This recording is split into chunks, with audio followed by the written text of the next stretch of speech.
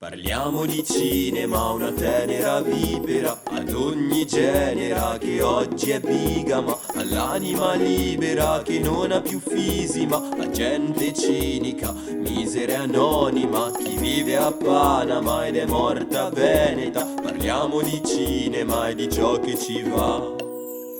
John. Nostalgia Broadcast. Benvenuti in questa nuova puntata del Nostalgia Podcast. Siamo qui con Bertrand Bonello, che ringraziamo di essere qui con me solamente in questa occasione. Siamo a Milano e siamo qui per parlare del suo nuovo film presentato lo scorso anno alla festa di Venezia, The Beast, in francese La Bête. E ringraziamo I Wonder che ci ha dato questa possibilità e Eco Group. E allora io partirei con intanto welcome to the podcast. I have the first question for you that I made something of our guest we have in the podcast. How does this film fit in your filmography, since your cinema is always touched with the contemporary world?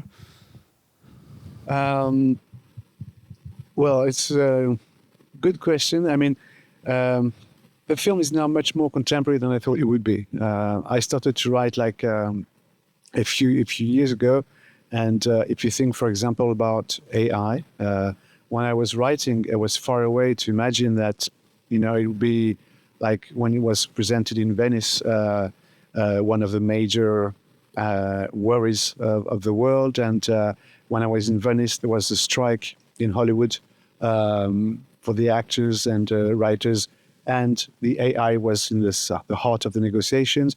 So this film that was for me like science fiction, became much more contemporary than I thought. And after that, I'm not looking to be contemporary, but I think there is something some creators just feel in the air. It's in German there is this expression called Zeitgeist, feeling the time. If you search it, I guess it's not a good idea. But if you try to feel the world as it is, then maybe you succeed in that. What future do you think movie and your relationship with them might have? Again, it's not an easy question because we are, in terms of cinema, we're in the middle of a huge mutation, I think, for the last years and for the next years. But mutation really everywhere. And even the audience is not the same, the way they look at the films, what they think of films. I mean, it's all... So, the arrival of platforms and the COVID that changed in many ways the way people look at films. So, cinema was not dead, it would not disappear. Maybe sometimes I fear it becomes like just for huge films, like something a little luxury, like opera, stuff like that. But you still have everywhere young directors coming and very interesting to follow. I think problem is not to make films. Problem is to show films. It's much more difficult, because there are so many of them, so many. I have a question for your previous movie, Coma. Since you made a movie, Coma, about this for what you tell now, and how did your perception of cinema after COVID? Because this movie is changed, The Beast, because you make the Coma when you have to start The Beast, but you have stopped for the pandemic. Yeah, I mean, The Beast is a film that I wrote a long time ago and that has been postponed like 3 times. Once because of COVID, once because of Léa Seydoux' schedule, then because of the death of Gaspard Ulliel. And so during all this time, yes, I made Coma, which is like a self-produced film, very small budget. But for me, it was like a huge hair to do this film because I could feel so free. And in fact, the pandemic is the lack of freedom more than ever. So during COVID, we were all asking ourselves, will people go back to cinema again? How would be the economy of cinema? And now 4 years later, everything is pretty much fine, I guess, the economy went back and people went back to theater also. But the difference between successful movie and unsuccessful movie is, like getting little increasing. The film is dedicated to Gaspar Riel. Is originally selected for play the roles of Lewis, and instead now is for George McKay. I want to ask you if you have to change something with George for the role, instead the role of for Gaspar. Well, when Gaspar disappeared, I did not want to replace him by a French actor because it would have been too close, and I would have made some comparison. It would have been hard for me and hard for the actor. So I decided to find to search for a foreign actor, British or American. Then I met George, but I didn't change anything. But the only fact that he comes from another country changes a lot, But I didn't change a line, in fact. No, absolutely nothing. No, nothing. Oh, okay. The only thing is the part in 1910, the first part of the film, was all in French, and I did it bilingual. Why did you want to make the credit visible only with QR code? Because I have, since from Venice, I have the page of.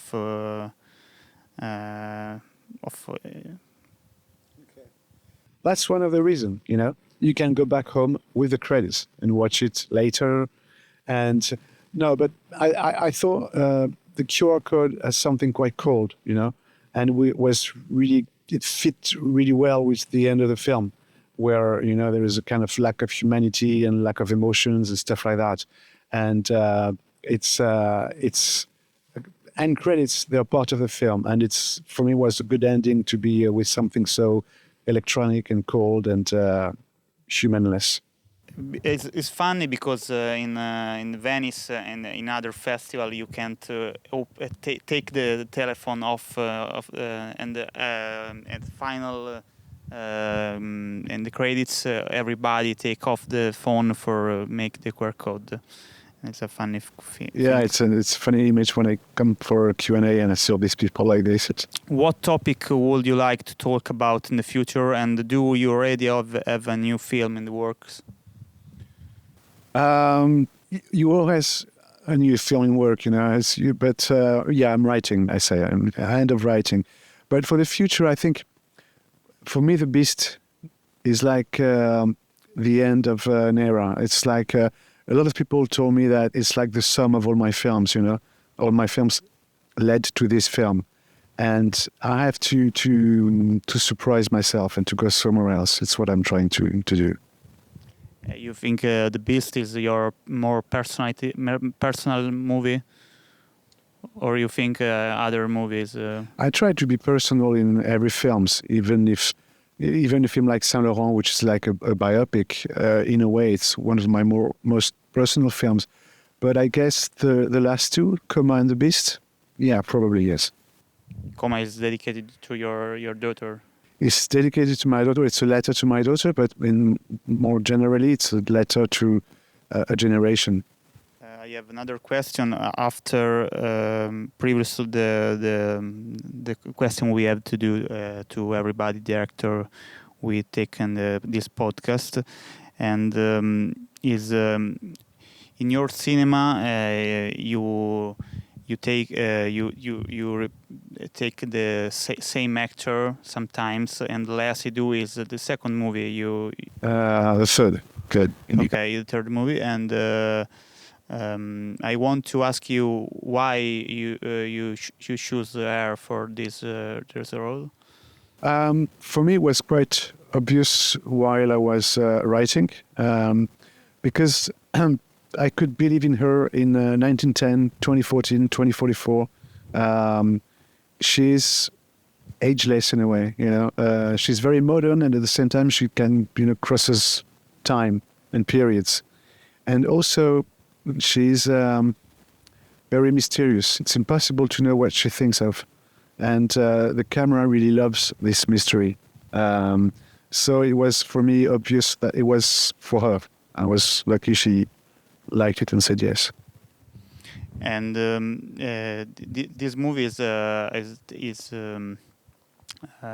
inspired by the novel of Harry James, but is very different for some aspect. And I want to ask you why you take inspiration for this book, for the movie.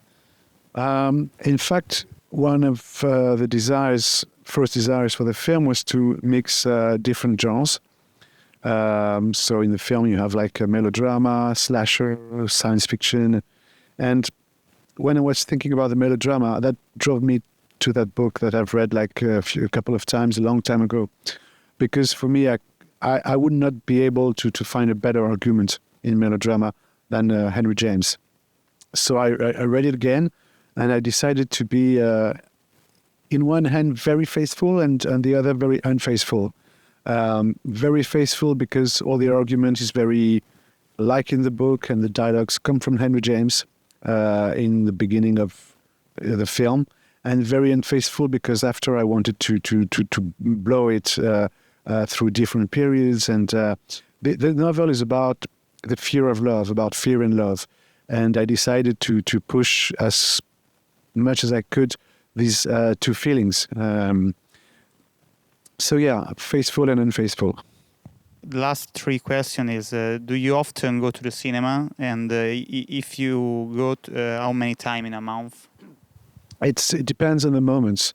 Yeah, I try to see as many films as I can.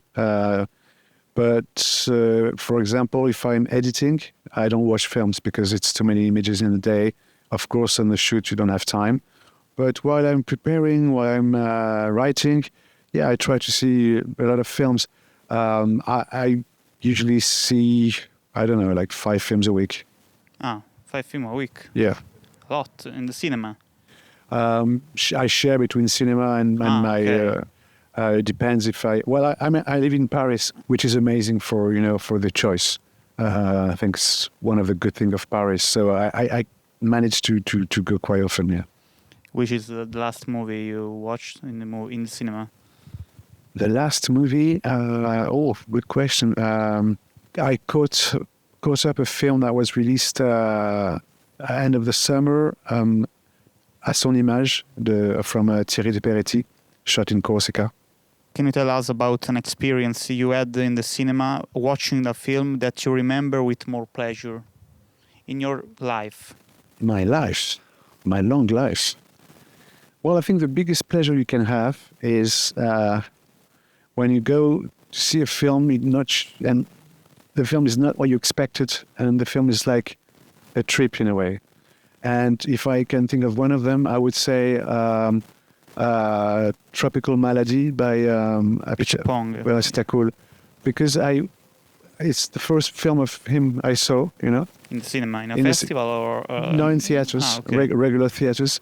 And when I came out, I was like, I thought I did a trip, And this feeling is really precious and rare, and was really caught by the film. Do you like the cinema of Apicciapong? Yes, very much. The previous movie and the after movie, Uncle Bombi or Uncle Bombi. It's fantastic. I think Tropical Malady remains my favorite, but maybe it's because I discovered him with this film. But Memoria is amazing, and Uncle Bombi also. I prefer his films than his installation in museums. And the other director that you love in this year? This year, yeah, not this year, in the last decade, the last 20 years or less. Well, I guess a director like Hu Sen is someone very important to me, and I watched his films, especially the last 6 or 7, many times. The first one I discovered was Goodbye, South Goodbye. And again, it's something I never saw before, And when the film was released, I saw it like 3 times in the week, because I really wanted to understand how it was working, It's, but if I think of even this year, I mean, a film like Zone of Interest of Glazer, and all Glazer in a way, one film every decade, but what a film. I like very much that you speak that you like Picture Pong, Awasausian, and Glazer because it's some director that with you make experience movie for me because for me going to the cinema is an experience, not for big budget or other things. Is see a movie that tell you something. It should be, yes, it should be. But this feeling of being in theater and having an experience is too rare, I think. And the last question, what are your favorite movie in your life? Depends on the day. And in this day, which is... These days, I don't know why, I'm thinking a lot about Sunrise, the Nono film. Mm-hmm. I think it's one of the most beautiful film ever made.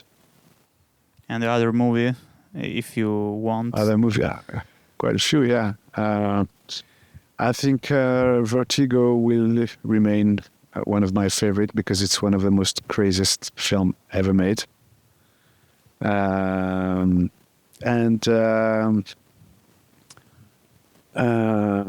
would say, maybe Goodbye South Goodbye by Sausen. Ok, thank you so much. And ringraziamo Bertrand Bonello e diciamo che The Beast è al cinema da ora perché la recensione uscirà nel momento in cui l'intervista uscirà durante il momento in cui il film è al cinema. E niente, grazie Bertrand. Piacere. E alla prossima puntata, ciao a tutti.